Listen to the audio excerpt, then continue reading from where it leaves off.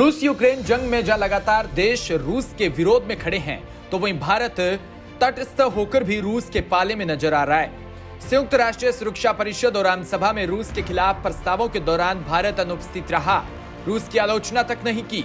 यही नहीं, रूस में किफायती दर पर क्रूड ऑयल खरीदने का करार भी कर लिया। इससे अमेरिका को झटका लगा। एक्सपर्ट्स का मानना है कि 3 वजह है जिसके चलते भारत अमेरिका पर रूस को तरजीह दे रहा है। पहली वजह है कि भारत की भौगोलिक और सामरिक स्थिति में उसके लिए रूस में नजदीकी बनाए रखना हित में है।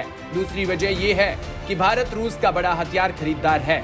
तीसरी वजह यह है कि अमेरिका के साथ भारत की घनिष्ठता रूस जैसी नहीं हो सकी। एनर्जी क्षेत्र में भारत और रूस पहले से ही बड़े सहयोगी है।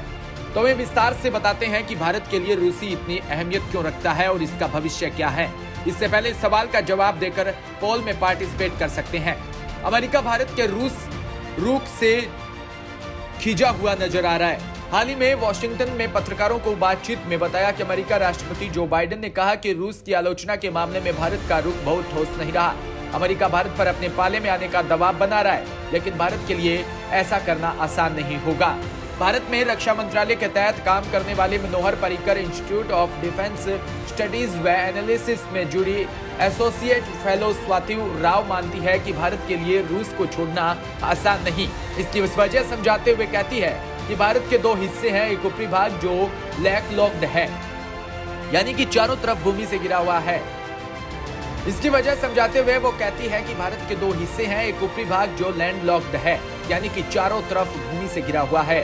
दूसरा तटीय भारतीय और भारतीय भूभाग का निचला हिस्सा और 3 तरफ समुद्र से घिरा है। भारत के लैंडलॉक्ड हिस्से की सुरक्षा के लिए रूस के साथ सक्रिय भागीदारी जरूरी है।